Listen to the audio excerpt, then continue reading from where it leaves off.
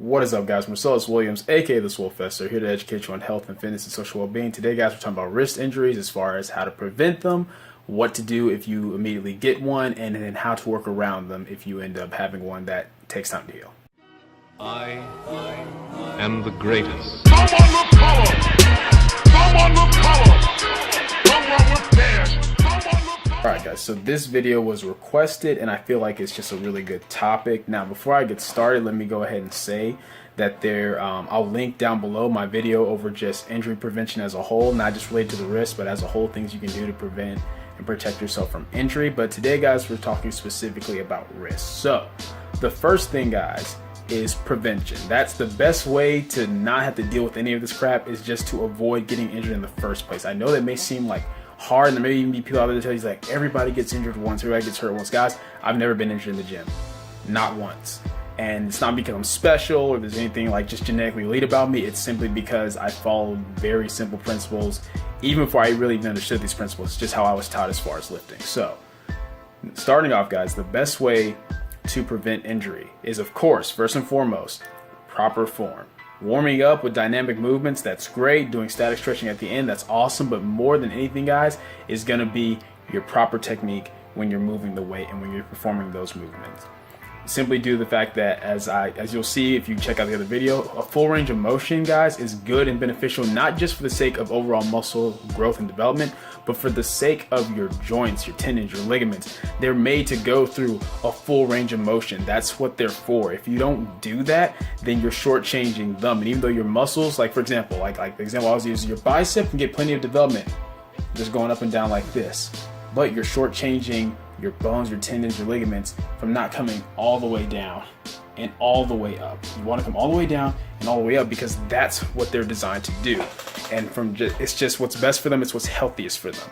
The second thing, guys, is you want to progressively overload gradually. As I've taught you guys before, when it comes to progressive overload, you want to do what's called micro loading. If you can get 3 sets of 10 with 100 pounds, then all you want to do next time is throw on 105 pounds, maybe 110 at most. But you don't want to make huge 30-pound jumps. That's the reason why a lot of powerlifters, even though a lot of them have excellent form, they still hurt themselves because they make these crazy huge jumps, which I personally am not for, just because I'm not willing to do anything for the sake of competition that's going to compromise my health.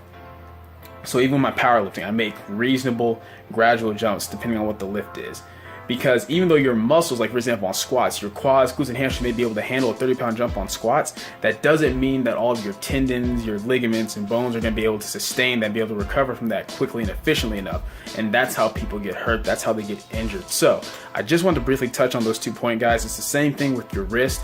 You want to make sure that you're not making crazy jumps, especially on things like, like bench press, overhead movements, curls, things like that. And another way, guys, and I'm just gonna throw this out there too, guys, I guess like a third point, is there's certain exercises you can do to avoid injury. For example, if you know you're someone that has like fairly weak wrist anyway, or you get a lot of pain like with your wrist, then for example, instead of doing like a straight barbell curl, do the easy curl bar, the one that's like rigid, like has like the rims in it, or what, I don't even know what I'm saying, but you guys know what I'm talking about, the easy curl barbell curl, because it's less pressure on your wrist. So that's a great one too. Now, if you do get an injury, guys, the first thing you're going to want to do, like, and this is if it's immediate, because that's the thing, guys, you have to understand, that's why it's so important to see your doctor and physician first and foremost, because they can more specifically diagnose exactly maybe what happened, how long it's been injured, things like that, because there's a huge difference between someone where it's been cumulative just from wear and tear over time versus someone who immediately injures it. If you immediately injure it, then you can do things like, get an ice pack on it, take an ibuprofen, try to splint it up, keep it like, stationary, and eventually put heat on it, to help with the recovery process, things like that. I'll put a link to an article down below that kind of talks about like different steps you can go through to help with like, wrist injuries, things like that. But let's say, for the sake of the person who asked this question, you're at the point where you already know you've been diagnosed, your wrist hurts, and that they've told you just got to chill out, you got to wait and let it heal. Well, it's like, what do you do in the meantime as far as lifting? Well, the first thing you have to accept and understand, guys, is that you may not be able to do all the lifts that you want to. Whenever your wrist is irritated, you want to, first and foremost, you want to avoid like overhead movements. So anything like shoulder press, dumbbell shoulder press, OHP, a lot of the Olympic lifts where you're lifting things over your head, you want to avoid that just because those are going to directly irritate your wrist. And the thing is, you want to let it heal. Now, I understand a lot of people don't want to like just drop the gym altogether, but at the very least, you need to make sure you're avoiding movements like that. And then with things like your horizontal presses, like your bench press and chest press, it depends. You gotta be careful, guys. If you're using machines and stuff like that, then it's not as bad because there's not a whole lot of stabilization that's needed in order to like keep the weight. You know what I'm saying? It's pretty much just grab it, get a nice tight grip, and push it forward. That's something else, guys.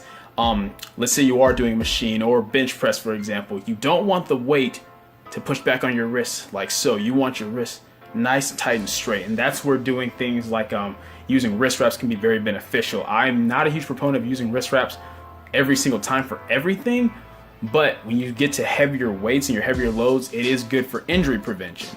So, and you can do that with bench press. You can do that for your squats, especially if you squat low bar, so that your wrists aren't turning too far back, so you keep them nice and tight. Or you could even use straps. Like, I don't know if you guys have seen them, but there's videos you can look up where they show you how to you can do front squats and back squats using straps, and you're holding the straps like so that way there's no pressure on your wrist. That's something else you can do. But even if you're doing that, guys, like for example on bench press, if you're using wrist straps or whatever, you still are going to want to decrease your load for the mere fact that you want to be able to move enough weight to stimulate growth for the muscles, but you don't want it to be so much weight to where you cause irritation in the wrist again. Even if you do have it wrapped, you still want to be careful with that. So what a lot of people have to do when they have wrist injuries is, one, be smart about the type of movements they do, and two, they're going to also have to accept the fact that you may have to deload on your movements. You may have to use less weight and focus on progressively overloading through reps and things like that, or maybe doing like things like pause bench press, like make the weight lighter, do more reps, or pause it just so you can, progressively overload in different ways like that, other than just increasing weight on the bar. And on top of that, guys, you really want to focus on your pulls and your rows, because those are what you're really going to be able to do and work on. Because of just the way that the wrist is, there's not a whole lot of pressure with pulling motions on the wrist, obviously, as much as there is with like pressing motions. So you can do things like that. If you need to, you can use straps on those, or you can use a thumbless grip, or in actuality, by using your thumb and holding it, that's actually going to help rehabilitate your wrist a little bit, because it's going to help strengthen your grip, and our wrist has a lot to do with that, our grip strength. But at the end of the day, guys, the takeaway message is the best thing to do is to just prevent injury as a whole by using proper form, not going too crazy with your jumps on the weight. But if you do injure it, guys, the thing that you have to accept is, I know it sucks, it's hard, and that's why you want to avoid it. But you may have to take time off the gym just to give it time to heal. If your doctor tells you to heal with time, try to get an estimate of how long. And until then, if you still just you just have to work out, make sure you're not doing movements that are going to irritate it. Make sure you're being smart about it. Read and research different movements and different exercises you can do for wrist rehabilitation and things like that. But those are just a few tips right there that you can do. But like I said, guys, first and foremost, you always want to see a medical professional. You want to get a diagnosis of exactly what's going on with your wrist, because depending on what it is, you may not have to take any time off the gym at all, and others you may have to just not lift anything that's a certain amount of weight, and that's just how it is. It sucks, but this is the way it goes, guys. It's always best to let something heal rather than constantly tearing at it and picking at it and messing it up to where you just hurt yourself more in the long run.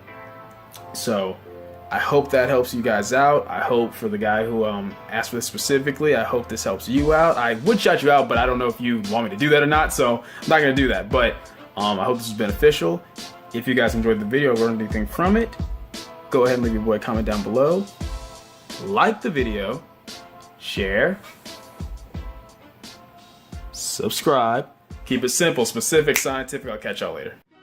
I am the greatest. Come on, look